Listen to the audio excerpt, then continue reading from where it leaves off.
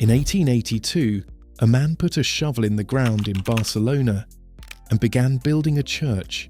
He would never see it finished. Neither would his children, neither would their children. For 144 years, the Sagrada Família stood as the world's most famous unfinished building. A construction site wrapped in scaffolding, surrounded by cranes, perpetually under a deadline that kept moving. And then, finally, it was done. To understand why this building took so long, you have to understand what it actually is. The Sagrada Família is not a cathedral in the traditional sense. It was never commissioned by the Catholic Church. It was never a state project. It was funded entirely by private donations, admission tickets, and the stubborn determination of a series of architects who chose to dedicate their lives to completing someone else's vision. It is, in the most literal sense, a building that the public built for itself. Every ticket bought by every tourist who walked through its doors went directly back into the construction fund. For over a century, millions of visitors essentially paid for the walls to go up around them. The man who started it was not Antoni Gaudí. The original architect was Francisco de Paula del Villar, who broke ground in 1882 on what was intended to be a relatively conventional neo-Gothic church. Within a year, he had resigned over a dispute with the project's promoters. A young, largely unknown architect named Antoni Gaudí took over in 1883. He was 31 years old. What followed was one of the most radical acts of architectural reimagination in history. Gaudí scrapped virtually everything del Villar had planned and started again. Not just the design, but the entire philosophy of what the building should be. He wanted the Sagrada Família to be a stone Bible.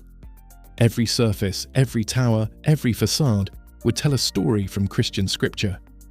The Nativity, the Passion, the Glory. 3 facades for 3 chapters of one life.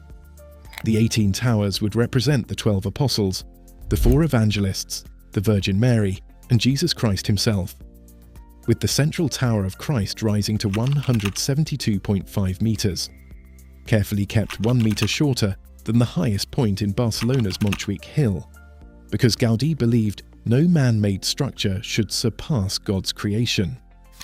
But the engineering that would allow any of this to exist was unlike anything the world had seen.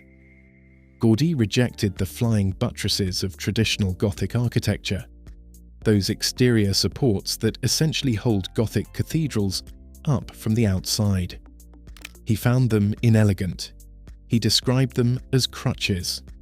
Instead, he designed a forest of branching columns inside the nave, each one angled precisely to distribute the load of the roof downward through the structure, like a tree transmitting the weight of its canopy through its trunk to its roots. The ceiling became a canopy of geometric vaulting in forms derived from nature. The light that enters through hundreds of stained glass windows was calculated not for beauty alone, but as a structural element of the experience.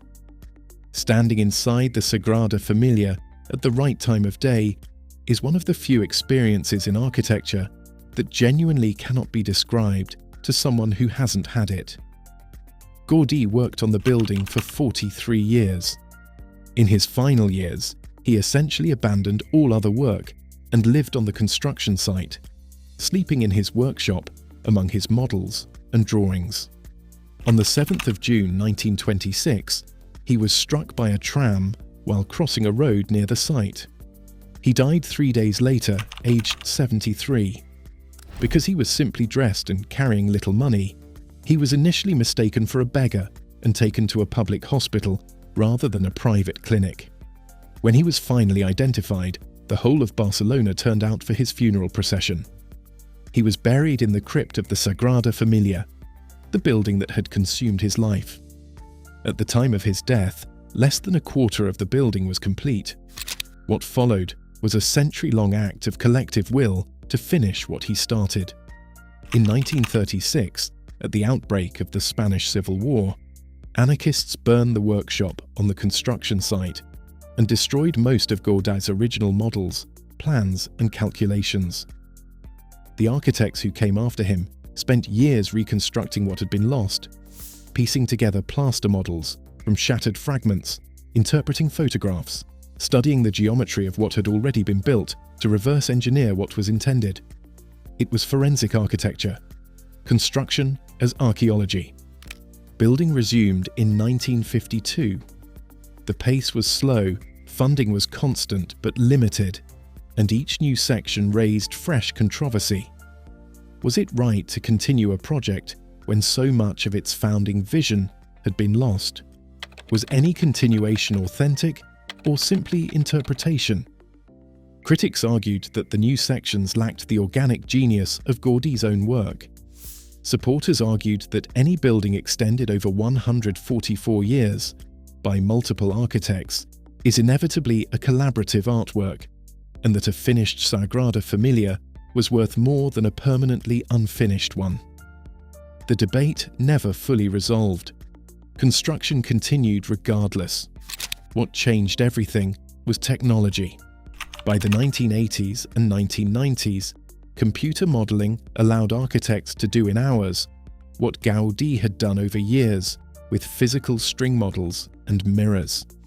His geometric systems, based on paraboloids, hyperboloids and helicoids that he had worked out through painstaking physical experiment, could now be calculated, refined and constructed with a precision that would have been impossible a generation earlier.